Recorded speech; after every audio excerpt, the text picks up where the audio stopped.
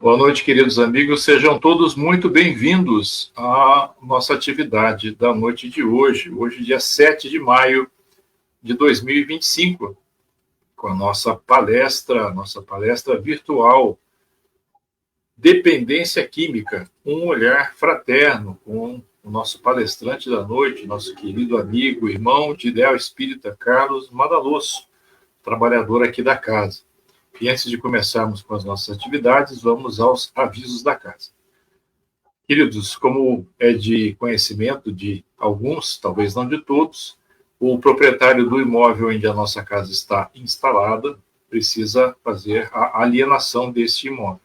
E como não é de nosso interesse causar nenhum óbice a esse negócio, nós estamos aqui solicitando o seu apoio financeiro, para que nós possamos reunir recursos para a aquisição de um novo imóvel e construção da nossa nova sede. Então, fica aqui o nosso pedido, mediante transferência por Pix, de qualquer valor nos ajudará muito, né, através dessa chave Pix, celcdombosco@gmail.com, ok? Próximo.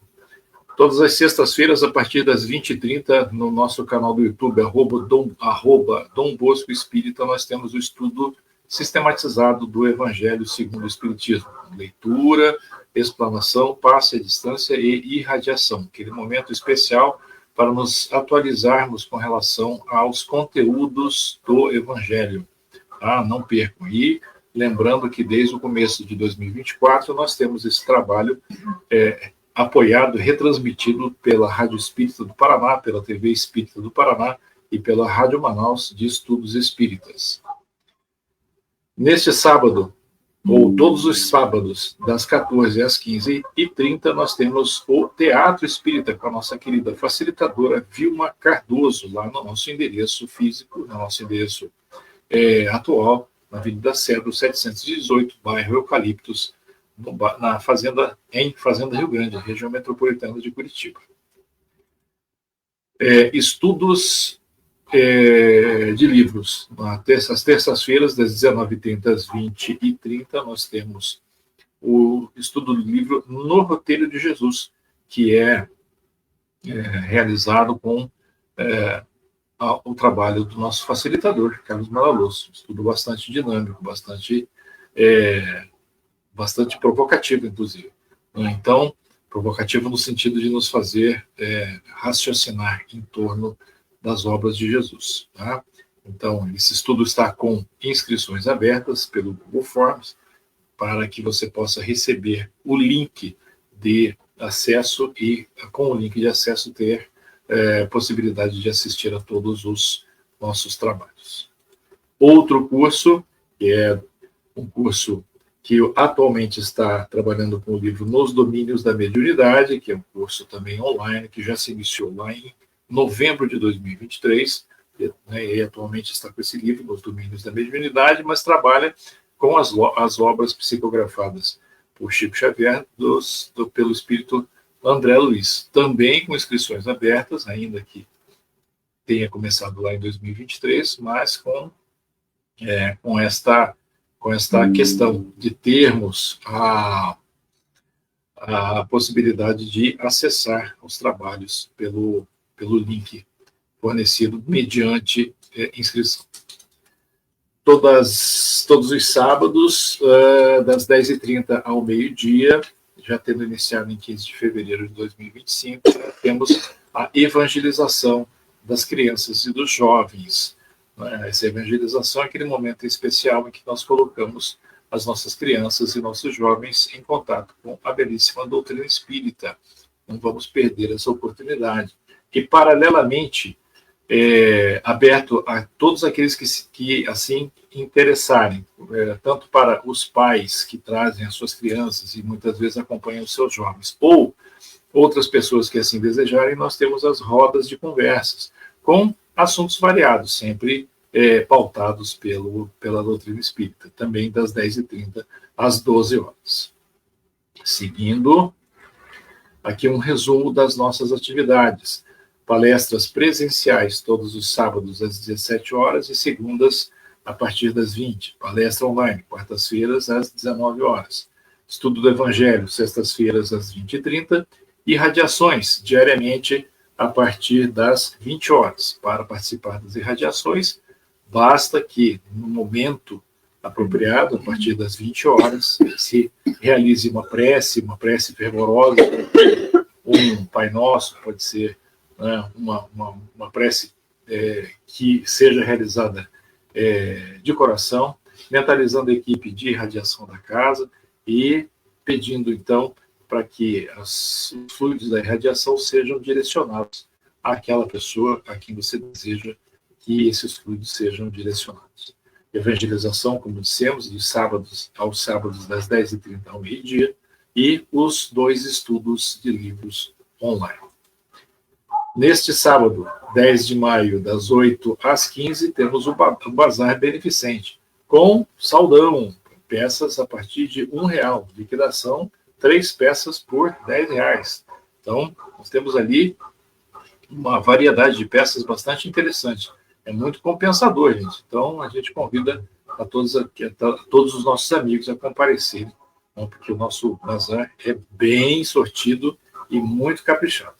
E agora, nós temos aqui o anúncio da nossa palestra presencial, também do dia 10, com momentos de harmonia, com o nosso palestrante Paulo Prevedeiro, também trabalhador da casa.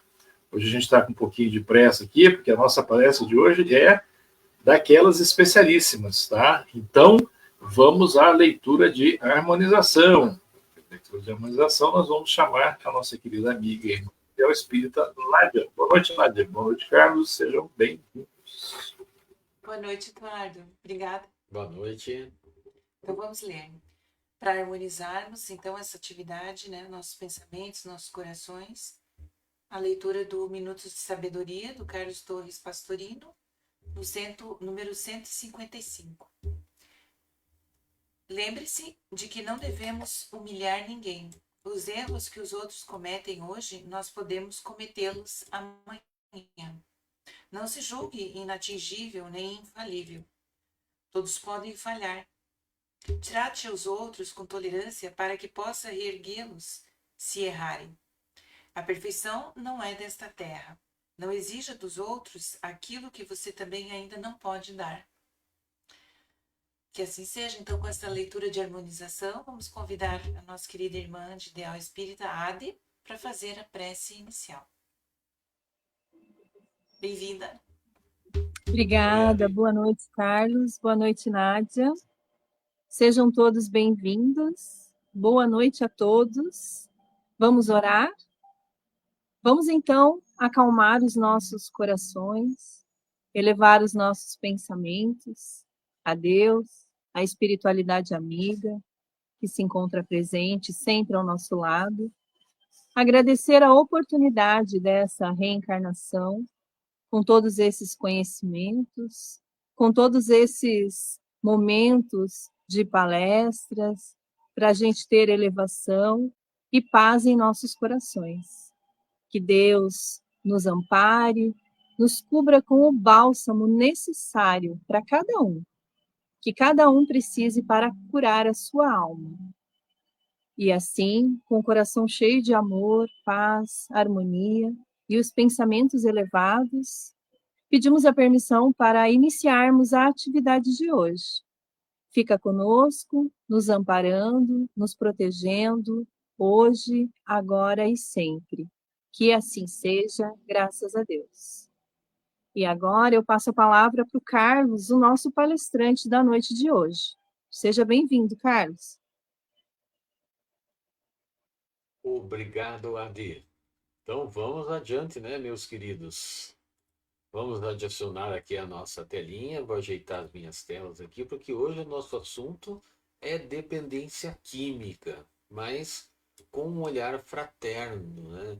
Um olhar talvez diferente, porque quando falamos em dependência química, algumas pessoas julgam o dependente químico acreditando que lhe falta vergonha, ou rotulando-o de marginal, de vagabundo, ou acreditando que o emprego ou a frequência à escola resolveriam o problema de forma simples. São apenas bravatas que mais alienam do que resolvem uma questão muito profunda, gente, e que atinge a todos nós. A dependência química, ela tem sido um dos grandes males da humanidade. Os números mundiais são avassaladores. Eu trouxe aqui algumas estatísticas do Escritório das Nações Unidas para as Drogas e o Crime. No seu relatório de 2024, ele traz números, gente, surpreendentes. Vamos lá, olha só, estima-se que em 2022 haviam 292 milhões de pessoas adictas às drogas. Esse termo adictas é um termo mais moderno, né? É uma pessoa que se apega, que se afeiçoa no lugar de drogadito ou toxicômano, que eram expressões mais antigas, expressões anteriores, né, que não se usam mais. Então, entre esses 292 milhões de adictos, 228 milhões usam maconha, seguido dos opioides, das anfetaminas, da cocaína, do êxtase. 64 milhões sofrem de transtornos associados ao uso de drogas. E impressionante, gente, que apenas 1 em cada 11 recebem tratamento. Então a gente percebe que menos de 10% recebem tratamento. E os números não param de subir, novas drogas ainda mais potentes surgem para serem consumidas. E aí vem algumas perguntas, né, gente, diante desse cenário. Por que a drogadição acontece em tão larga escala? Onde começa a dependência química? Qual o papel da família? E como trabalhar a codependência? O que fazer para mudarmos esse quadro? Talvez tenhamos uma grande dificuldade em responder a todas essas perguntas e outras que surgirão, mas é preciso lançar um olhar menos simplista e mais fraterno sobre essa questão. E nós vamos procurar então entender um pouquinho melhor, começando pela definição de dependência química. Segundo a Organização Mundial da Saúde, é o conjunto de fenômenos comportamentais, cognitivos e fisiológicos que se desenvolvem após o uso repetido de determinada substância. Também, a dependência química é entendida como uma doença crônica, progressiva, recidiva, inclusive, né, que retorna. Às vezes a pessoa trata, fica aparentemente boa e a doença volta. E ela também é causadora de outras doenças.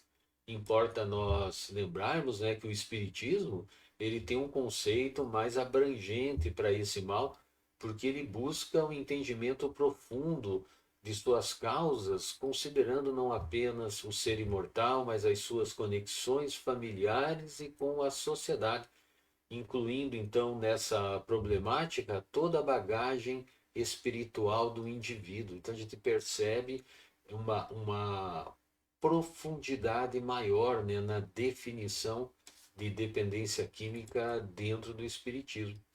E, portanto, para irmos adiante, precisamos de um outro conceito importante para entendermos o que leva algumas pessoas ao uso de químicos e outras não. Deve existir algum tipo de mecanismo, né, por conta disso. Segundo o pai da psicanálise, o nosso querido Sigmund Shlomo Freud, a mente humana possui necessidades psíquicas. Então, ele percebeu que nós temos essas necessidades psíquicas e ele denominou essas necessidades de impulso ou também de pulsão. Então a gente vai aprofundar um pouquinho para melhor entender o que são essas pulsões. Então olha que interessante, a gente fez aqui um quadrinho. Então as pulsões, segundo Freud, existem em dois tipos, ou se dividem em duas classes, por assim dizer. As pulsões de vida e as pulsões de morte. As pulsões de vida, ou os impulsos de vida, são demandas da mente que nos levam para cima, para o viver, para para a plenitude, que faz a vida crescer, se expandir, né? São pulsões, como poderíamos dizer, talvez positivas, por assim dizer. E, por exemplo, para a gente ter uma ideia melhor, o prazer, a criação, né? A arte no sentido da criação, as realizações, a alegria, entusiasmo, a própria família, as amizades, são todas pulsões de vida. E temos as pulsões de morte, que são basicamente ao contrário, elas nos levam para baixo, fazem a vida cair. Então, por exemplo, o isolamento, a estagnação, a depreciação ou autodepreciação, os atos de destruição e até a morte. A dependência química, ela está situada neste impulso, a pulsão de morte. Então, aquele irmão que deambula pela pulsão de morte, porque temos, né, então, hoje na humanidade, pessoas de um jeito e pessoas do outro, né? Com os dois tipos de pulsão. Mas aquele irmão que deambula pela pulsão de morte, ele pode ter uma vida saudável aprendendo a conviver com esses impulsos. Contudo, as drogas podem mudar esse panorama. Elas podem disparar gatilhos emocionais e até genéticos no paciente, trazendo à tona doenças pré-programadas, algumas delas que talvez sequer fossem se manifestar. Doenças pré-programadas são doenças que acontecem por conta de expiações adquiridas em vidas anteriores, né? Então o cidadão ele reencarna já com uma doença pré-programada para que ela se manifeste em algum momento da vida. Por exemplo, com 50 anos de idade, a pessoa vai desenvolver um problema cardíaco por conta de erros do passado, né? E as drogas podem antecipar isso, né? É interessante. Então, de imediato, essas substâncias, elas afetam diretamente o cérebro. E com relação a isso, nós vamos ver o que o Dr. Rafael Latorraca nos fala em um livro Dependência Química e Espiritualidade. Gente, um livro muito bacana. Ele traz muita informação sobre isso, e os grupos de apoio fraterno que trabalham, né, com os adictos e com os codependentes, né, e eles utilizam esse livro para a construção desses grupos e para a orientação. Então, é um livro muito bacana. E na sua parte primeira, no item 4, ele fala de neurobiologia e dependência química. Então vamos lá. Segundo, então, o nosso querido Dr. Edson Luiz e o Alejandro Vera, a dependência química é um transtorno complexo que envolve mudanças profundas na estrutura e função do cérebro. Então, o Dr. Latorraca, ele ilustra que nosso cérebro é dividido em 3 partes, né? A gente não quer fazer aqui um tratado médico, né? Então, eu vou explicar rapidamente o que são essas 3 partes. A parte reptiliana, a parte neocortical e a parte límbica, que também é considerado como a parte emocional do cérebro. Então ele continua nos dizendo, afeta principalmente o cérebro emocional, que é o responsável pela regulação das emoções, pela memória emocional e por grande parte do circuito de recompensa do cérebro. Gente, essa parte aqui é muito importante, esse finalzinho, circuito de recompensa do cérebro. Então, essa descompensação cerebral, ela altera a forma como o cérebro processa as recompensas e as emoções, causando, então, disfunções que podem até ser permanentes. E ele aprofunda mais um pouquinho. Além da diminuição para a motivação das atividades normais da vida, como ir em busca de estudo, trabalho e até de comida e sexo, há a necessidade de uma quantidade cada vez maior da substância para gerar a mesma resposta de prazer, por conta dessa descompensação cerebral. Então, gente, se a gente traduzir essa fala aqui do Dr. Alejandro, do Dr. Latorraca, perdão, o cidadão ele perde a empatia. As pessoas que lhe são mais caras já não têm mais valor, e essa indiferença não ocorre somente com os demais, ocorre também com ele mesmo, o que é chamado de autoabandono. Então, o cidadão não tem vontade de tomar banho, não tem vontade de pentear o cabelo, não tem vontade de escovar os dentes, ele se autoabandona. A sua atenção, ela fica unicamente voltada para o produto do qual ela faz uso, e a pessoa perde a capacidade de julgamento. Então, o que, gente, desculpe o cleque-cleque, mas é por conta de variação de energia aqui, sabe que acontece isso. Então, assim, com essa falta, essa perda do julgamento, ele acaba vendendo as próprias coisas, roubando da família e coisas desse tipo, porque ele já não se importa mais com isso. Ele só precisa do combustível para manter o cérebro dele funcionando, o que, na verdade, é a própria causa da drogadição, né?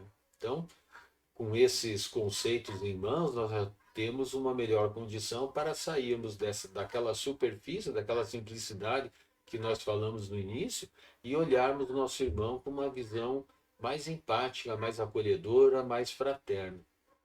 Em verdade, são pessoas adoecidas que precisam da nossa ajuda. Talvez haja em nossa família alguém com esse distúrbio, aguardando apenas o momento oportuno ou programado para se manifestar. Então, pensemos nisso, né? Talvez podemos ter até em casa ou na nossa família alguém com um gatilho desse prontinho para disparar. E continuando nesse mesmo livro, os autores nos advertem sobre quando começa. Quando será que começa, né, gente? E olha que interessante, seguindo na mesma linha, a fase da adolescência, diz o Vera, ou melhor, o Latorraca, é marcada por grandes transformações, marcada por rupturas e de muito aprendizado. Então, é uma fase, a adolescência é uma fase de riscos, de medos, de curiosidade, de amadurecimento de muitos comportamentos e de experimentos até então não explorados. É a fase em que o cérebro está terminando de amadurecer. Então, por conta disso, o adolescente ainda não mede totalmente os riscos e as causas de suas atitudes.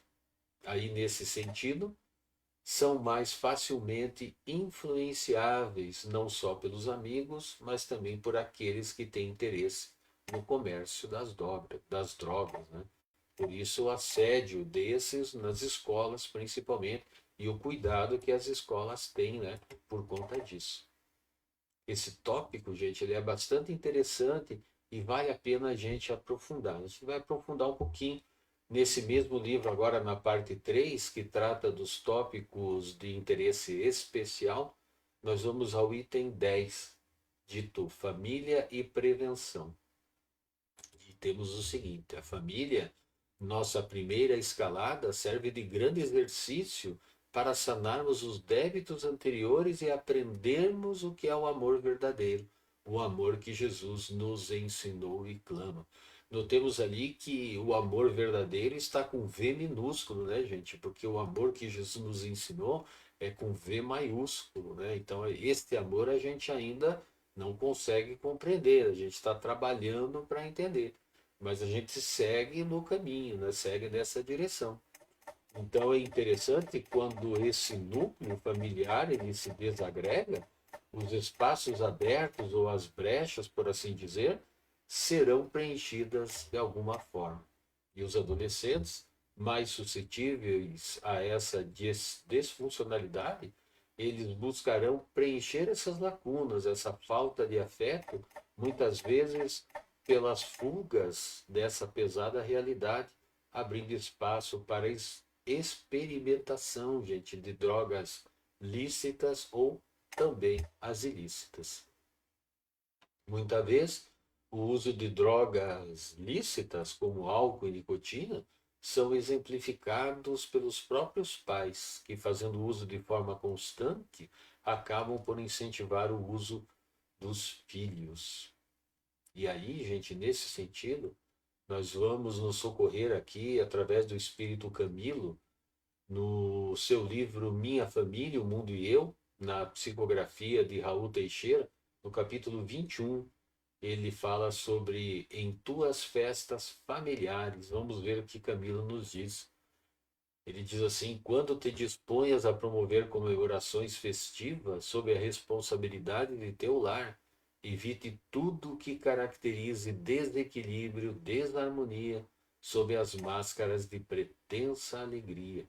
Olha que interessante, né? O Camilo já chega falando diretamente, né? Indo naquele ponto que os marqueteiros de plantão exploram nas mídias, onde aquelas pessoas se reúnem com alcoólicos na mão e demonstrando uma felicidade, uma amorosidade, um companheirismo, sentados naquela mesa, né, degustando aquilo, como se aquilo fosse sinônimo de felicidade. E é isso mesmo que eles querem criar, eles querem associar a felicidade aos alcoólicos. E isso gera pessoas alcoolistas, né, com o passar do tempo. E é interessante aqui, muitos de nós ainda acreditamos que a festividade, para ser alegre, precisa da companhia de alcoólicos e outras drogas ditas lícitas. Mas é preciso entender que nesses casos elas sempre serão acompanhadas de outros participantes não convidados, que acorrerão a essas festas para absorver os eflúvios perniciosos e viciantes dessas bebidas, tabacos e outros, podendo causar influenciações posteriores para o retorno do consumo. Então, olha só, né? A gente acaba atraindo para perto de nós espíritos que ainda têm necessidade do tabagismo e do álcool, e esses espíritos, depois da festa, podem continuar conosco, né? Então, quando você vai no supermercado, você vai lá comprar a tua listinha de compra, daqui a pouco você sente uma vontade, uma sensação de passar no setor de bebidas, né? Porque você já está sendo influenciado por aquele espírito para comprar aqueles alcoólicos e ele vai tomar junto com você. É interessante a gente pensar nisso também. Acima de tudo, lembremos que estamos sendo exemplo para nossos filhos e também para os outros. E Camilo considera e nos oferece uma importante dica, gente. Ele diz assim: foge dessa tortura íntima que te leva a relaxar os teus compromissos com o bem e com o bom. E ele adverte: ficarás responsável de qualquer maneira pelas consequências da tua festa, mesmo que justifique que todos são adultos e, consequentemente, sabem o que fazem.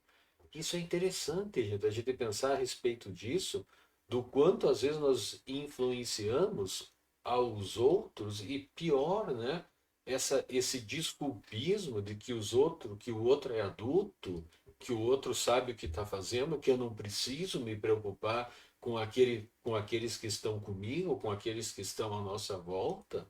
É interessante a gente pensar nisso, né? Então, assim, às vezes a gente precisa refletir bastante o que nós estamos fazendo socialmente, né? A gente, espírita não é abstêmio. Eu não li em lugar nenhum que é proibido um espírita ingerir alcoólicos. Mas a gente precisa tomar muito cuidado quando a gente coloca nas redes sociais aqueles brindes festivos regados a álcool, porque nós podemos estar influenciando pessoas a fazerem as mesmas coisas. E essas pessoas podem ter aqueles gatilhos que nós falamos mais cedo, porque eles vão dizer assim: nossa, ele é espírita, é um cara tão bacana, e ele toma, eu vou tomar também. E aí a responsabilidade é nossa, caso esses gatilhos sejam despertados. E para ratificar isso que eu estou comentando com vocês, eu vou trazer o finalzinho do ensino do Espírito Camilo, que ele lembra as palavras de Paulo aos Romanos. Olha que bonita essa frase de Paulo: bem-aventurado aquele que não se condena naquilo que aprova. Olha que profundo isso, né, gente? Então, quando nós temos o discernimento necessário para entendermos que nossa aprovação pode provocar o mal em alguém, sejamos bem-aventurados em não aprovar. Não podemos, portanto, ser egoístas, acreditando que o que fazemos não serve de exemplo aos outros, e principalmente para nossos filhos, despertando neles suas antigas subpersonalidades. Interessante a gente refletir sobre isso, né?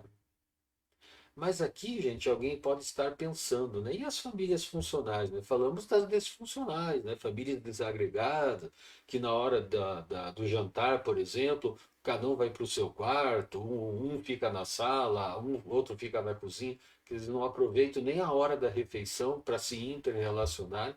Mas tem aquelas famílias funcionais, onde há carinho, atenção e afeto. Como pode ocorrer que um filho se deixe levar pelas drogas?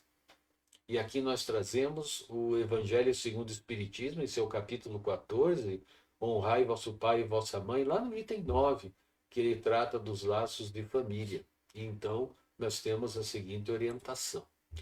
Desde pequenina, a criança manifesta os instintos bons ou maus que traz da sua existência anterior. Muitas vezes, esse filho tido como ovelha negra da família, né, como se dizia aí na década de 70 por aí, ele é um espírito não familiar, que recorre à arquitetura espiritual, solicitando, muitas vezes, até implorando, para ter a oportunidade de retornar em um grupo familiar mais equilibrado, a fim de procurar superar suas más inclinações. Né? Então a família é toda equilibrada, todo mundo se dá bem, todo mundo se ajuda, mas tem um ali que ele está sempre fora, ele está sempre aprontando, ele está sempre contrariando, fazendo ao contrário do que o pessoal fala. Muito provavelmente é um espírito desse que está buscando essa amorosidade que ele não teve em outras vidas. Joana de Ângeles, em seu livro Constelação Familiar, na psicografia do nosso querido Divaldo Pereira Franco, que esteve de aniversário agora recentemente, né, gente? 98 anos, olha que benção. No capítulo 24, drogadição e família. Olha, ela usa uma expressão aqui, drogadição, né? Olha só, já é uma expressão que está ficando para trás também.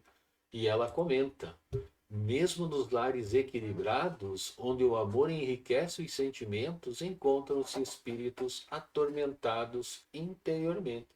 Então, esses espíritos, eles são incapazes de lutar contra as más inclinações.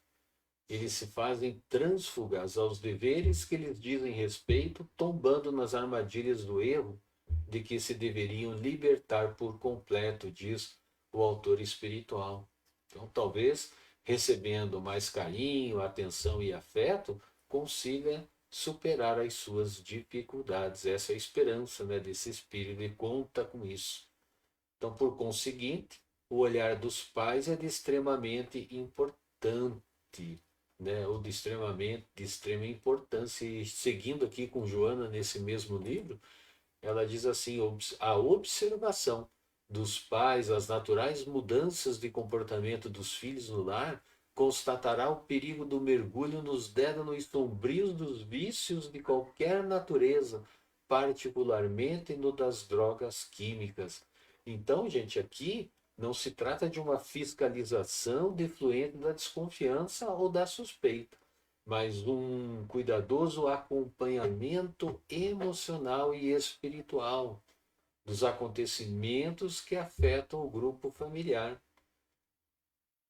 E Joana continua nos dizendo, buscando-se sempre a solução da dificuldade, mas jamais a censura, a punição, a atitude puritana ou de superioridade que muitos pais se utilizam para mais aprofundar as distâncias emocionais que se fazem durante esse período delicado, né?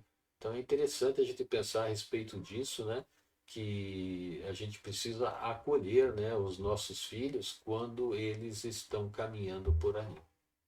E Joana finaliza dizendo assim: todos aqueles que formam o conjunto doméstico de alguma forma encontram-se comprometidos uns com os outros.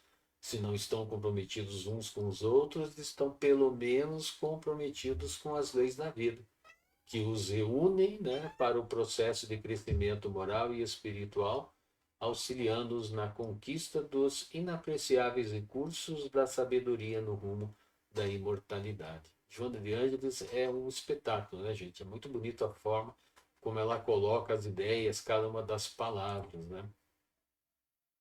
É bom a gente lembrar que o processo do esquecimento contido na lei das vidas sucessivas, ele nos coloca cara a cara com nossos irmãos de jornada, sejam eles nossos devedores ou nossos credores do passado.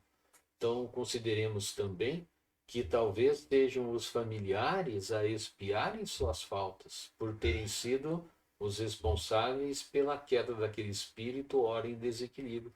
Isso é possível também, né? Aquele grupo familiar tirar aquele espírito do caminho, que ele estava, né, no caminho reto, e daí tem que voltar todo mundo para ajudar esse espírito também. Então é importante pensar nisso. Consideremos, portanto, que esses desafios nas famílias disfuncionais trata-se então de expiação, e nas famílias funcionais a oportunidade de pôr em prática as virtudes já adquiridas. Logo, importa também considerarmos os estados de culpa. E olha que interessante, em um livro Capacitando ao Apoio Fraterno, que é um livro anterior àquele Dependência Química e Espiritualidade, que é do mesmo autor, o Dr. Edson Luiz Cardoso, um dos 12 princípios, lá na página 23 desse livro, nós temos os 12 princípios do apoio fraterno, e um deles é a culpa e responsabilidade. E olha o que ele traz aqui, que interessante. A família que tem em seu seio o drama da dependência química joga exaustivamente o jogo da culpa. Então, como é que isso funciona, gente? Então, assim, de um lado, os codependentes, os familiares, né, sentindo-se culpados pelo fato do seu ente querido fazer uso de químicos, de outro, o dependente sofre as consequências dos próprios atos, construindo uma consciência de culpa. Muitas vezes essa culpa vem disfarçada, onde um lado é permissivo ou tenta ignorar, né, faz vista grossa, e o outro dependente joga sobre a família as consequências de sua dependência, né? Então, é aquela história mais ou menos assim, né? Ah, ela não me ama, por isso que eu bebo, né? Joga no outro a responsabilidade. Joana de Ângeles nos adverte a respeito da culpa, gente. É importante a gente pensar a respeito disso. A culpa é um gatilho importante na nossa vida, porque a culpa, ela nos indica que a gente cometeu alguma coisa, ou algum erro, ou que a gente fez alguma coisa que não devia, ou que a gente falou alguma coisa para alguém que não caiu bem. A gente sente lá no nosso íntimo um sentimento de culpa, tipo, puxa, eu não devia ter dito aquilo para aquela pessoa. Então, a culpa nesse momento ela é importante para que a gente entenda que deslizou, que derrapou. Agora, o ficar se culpando, isso não é bom. A culpa gera remorso, ressentimento, e isso pode nos acompanhar até para outras vidas. Então, quando a gente sentir culpa, a gente já sabe, acendeu uma luz amarela. Vai lá, reconcilia com a pessoa, tenta resolver a situação de alguma forma, para que isso não gere um problema maior. Lembremos, mais uma vez, que se trata então, o dependente químico, de um espírito sofredor, carregando as suas pulsões de morte, e de um agrupamento familiar, que necessita aprender a lidar com essa doença, sem culpas, mas com responsabilidade. E muita responsabilidade, né, gente? Então, diante da constatação da problemática, os pais devem manter uma atitude coerente com a doença, amparando, acolhendo, usando de sinceridade, sustentando com compreensão e, principalmente, trabalhando pela recuperação, não só do dependente químico, mas do codependente também, né, gente? Porque a família também sofre com isso. Importa ressaltar que a doutrina espírita nos oferece oportuna terapia. Lembra, gente, das terapias espíritas? Olha só, os passes, né? Olha que bacana.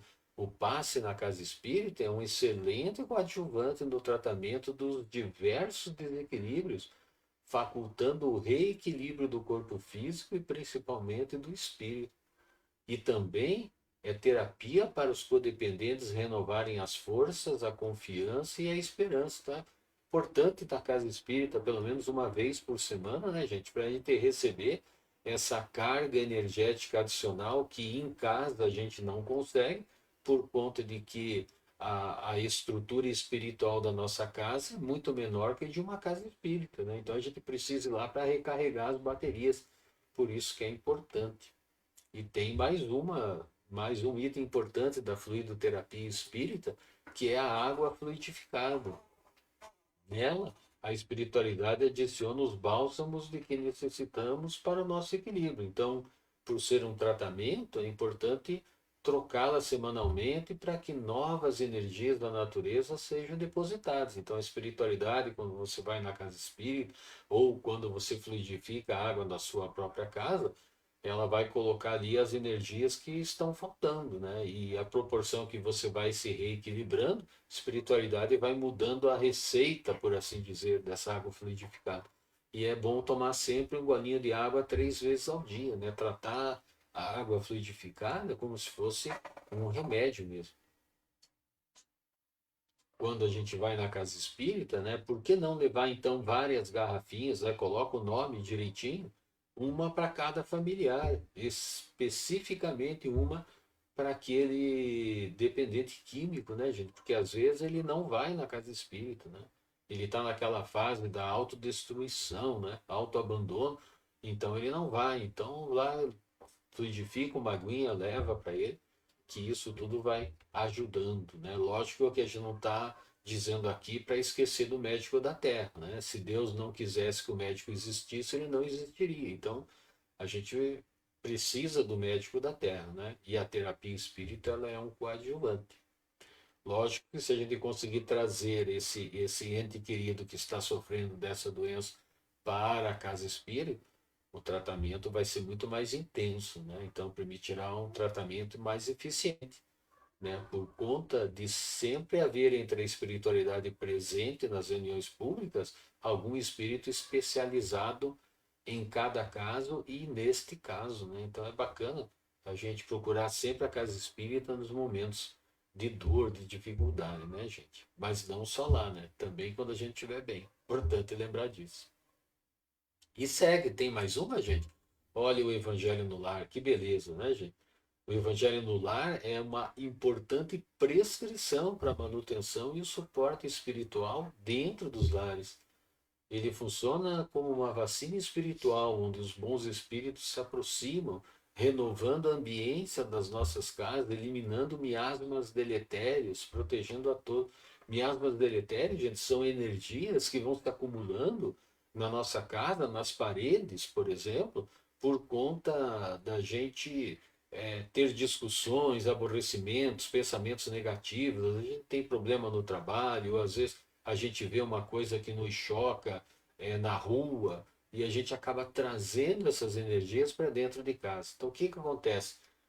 A espiritualidade especializada nessa tarefa, ela começa a preparar a ambiência da nossa casa muito antes do horário e do dia do evangelho. Por isso que esses dois itens, o horário e o dia, são muito importantes. A gente assume um compromisso com a espiritualidade no horário que a gente pode e no dia que a gente pode, uma vez por semana. E a espiritualidade, ela começa a limpar a nossa casa dessas energias não tão boas. Às vezes até um dia antes, gente, dependendo da situação que esteja o ambiente da nossa casa. Então, importante, gente, o Evangelho no Lar, né? A gente convidar os nossos familiares, né? Dá para a gente fazer sozinho também, mas fazendo em família é muito mais legal. E temos um outro item não menos importante, gente. Olha só, a prece, né? Recorrer à espiritualidade superior, que sempre estará pronta a nos ajudar nesses e em outras questões importantes da nossa caminhada. Importante a gente entender que eles ficam aguardando apenas o nosso sincero pedido, através de uma prece ou um simples pensamento, gente. Então a religiosidade, ela é fator preponderante no preenchimento das lacunas afetivas. E consideremos também que a espiritualidade, ela só aguarda o nosso pedido para que eles possam se movimentar, né? Porque a espiritualidade superior, ela respeita o nosso livre-arbítrio. Então eles percebem o nosso sofrimento, os nossos problemas, mas eles não atuam se a gente não pedir. É importante a gente lembrar disso, né? A nossa caminhada, ela é coletiva, mas o resgate é individual. Mas enquanto coletividade, a espiritualidade também precisa aguardar pelos nossos pedidos para que eles possam pelo menos orar por nós também, né? De forma geral, a família tem grande importância na solução da drogadição e o soerguimento do dependente. Você vê a importância, né, gente, da família nessa situação, né? Caminhando então para o nosso final, nós vamos recorrer mais uma vez a Joana de Ângeles em o livro Luz Viva, que é um livro psicografado por Divaldo Pereira Franco. Tem um capítulo de Joana de Ângeles, outro capítulo do Espírito Marco Prisco, um livro muito bacana, e ele traz questões do Livro dos Espíritos e também itens do Evangelho segundo o Espiritismo, um livro muito bonito. E no capítulo 10, intitulado Toxicomania, né, já é um livro antigo por conta disso, né, esse termo que não se usa mais, né, toxicomania ou toxicomo, não se usa mais, mas, mais uma vez, o texto é espetacular e a Joana nos diz o seguinte, olha só: participa com os teus filhos dos problemas existenciais que experimentam e caminha ao lado deles, auxiliando-os na permanência dos hábitos salutares. Importante acolher também os entes queridos que sofrem desse mal, né? E Joana acrescenta: não descures da fé em Deus. Então, em qualquer credo religioso em que a gente se encontre, estimula quantos convivem contigo a um comportamento digno. Isso é muito importante, né, gente? Qualquer credo. Mas Joana de Ângeles, ela diz assim: mas se você puder fazer mais, olha que bacana, transmite à família a doutrina espírita, que responde às afligentes questões do momento, demonstrando a sabedoria da vida sobre a transitoriedade do corpo e a ilusão da morte. É muito lindo isso, né, gente? E a própria doutrina espírita, né, explicando várias coisas que muita gente não compreende. Então, dessa forma, nós vamos fortalecendo em todos a esperança e a paz que fruirão mais tarde. E a Joana finaliza dizendo assim: esparze a boa palavra e ampara o decaído no vício, despertando-o para a responsabilidade e para o bem, auxiliando-o na superação da crise alucinante. E é realmente alucinante, né, gente? Eu faço uma ideia do que é. Deve ser uma coisa muito difícil você entrar numa coisa que você não consegue sair. Então lembremos, gente, que nós devemos florescer onde Deus nos plantou. Importante. A gente pensa assim: nossa, mas a minha vida é tão difícil, eu tenho um monte de problema, não estou dando conta. Deus colocou você ali porque você consegue florescer. Então, floresçamos onde Deus nos plantou.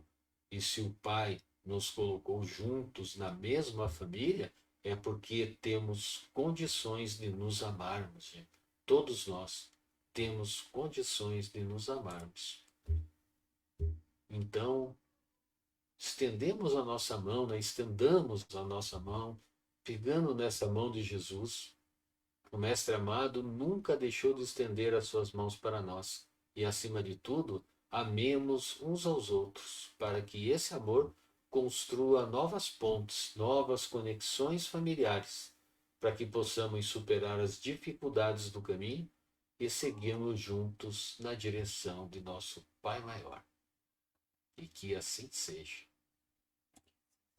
Gente, aqui as nossas obras consultadas. Eu gostaria nesse momento de fazer um agradecimento especial a Irene Rocha e a nossa querida Áurea Koch, que de vez em quando elas estão aqui fazendo palestra para nós, porque elas disponibilizaram para mim um material importantíssimo que enriqueceu bastante a nossa palestra de hoje. Então, que Jesus nos abençoe a todos.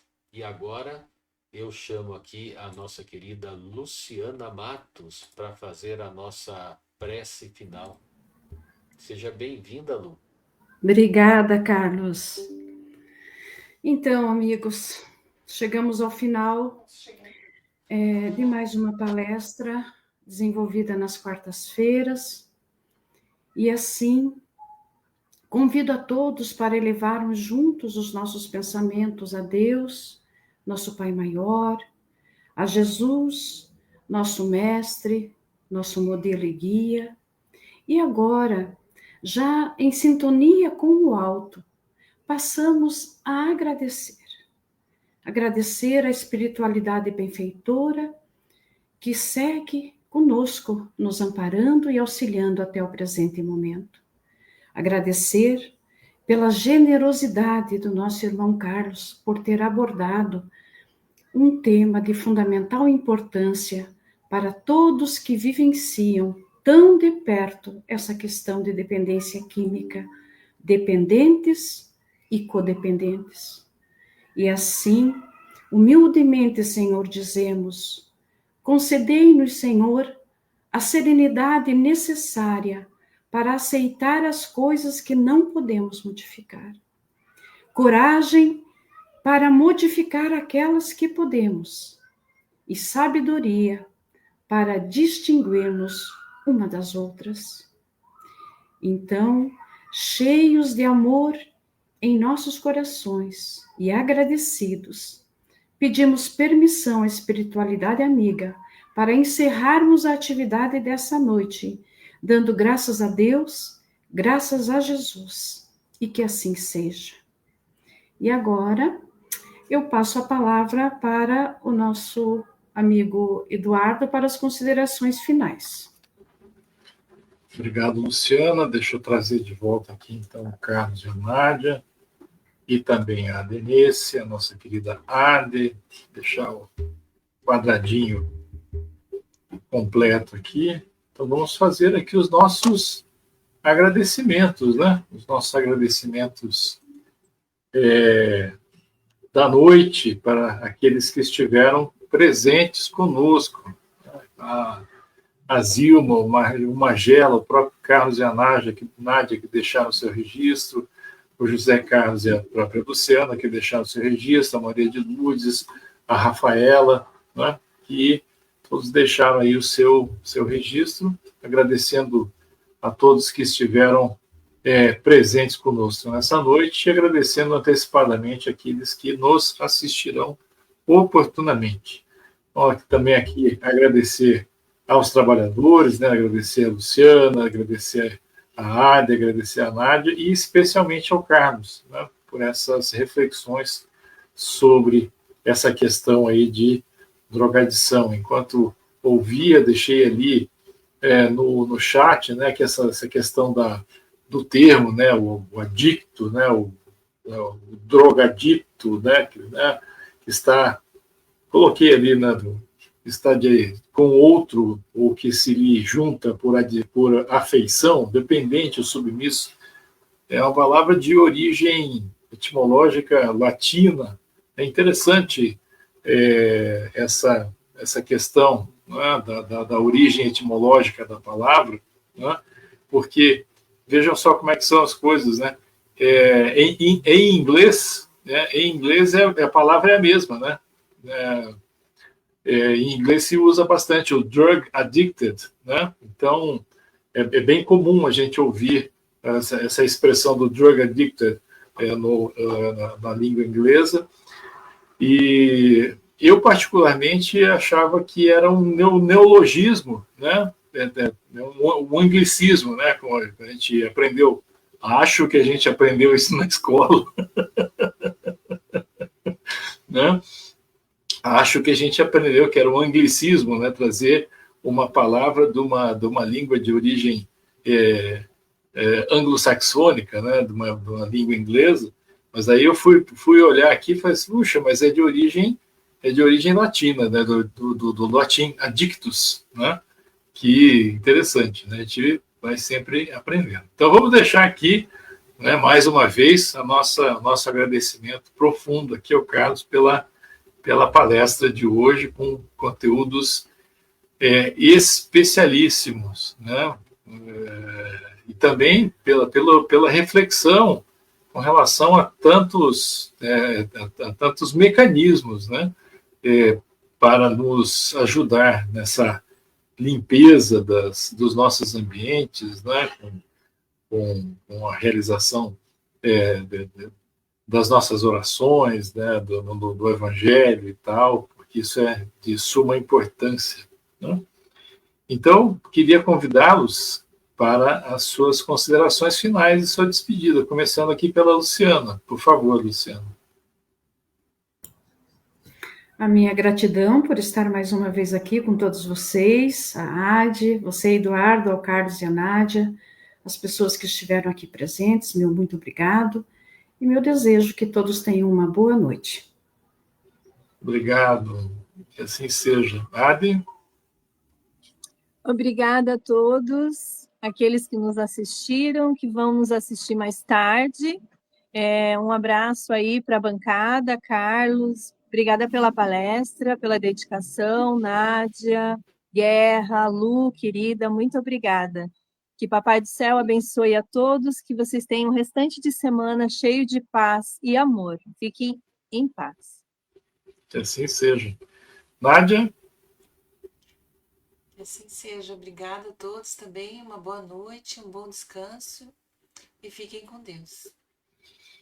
Gente, obrigado, Carlos. Enorme estar aqui com vocês, né? Sempre muito bom, né? O pessoal, os rostinhos aqui da quarta-feira, né? Sempre aqui presentes, muito bacana. Gente, que Jesus nos abençoe a todos, né? Que possamos sempre ter e trazer compreensão a assuntos às vezes tão delicados, né? Então, que a paz do Mestre Jesus esteja com todos nós durante toda essa semana. Beijo, um abraço, bem apertado, gente. Tchau, tchau. É isso aí, gente. Muito obrigado pela atenção de todos. Fica aqui o nosso convite. Sexta-feira, né? Sexta-feira, não percam. Nós temos o estudo sistematizado do Evangelho segundo o Espiritismo, a partir das 20h30. Não percam. Está aqui o convite feito.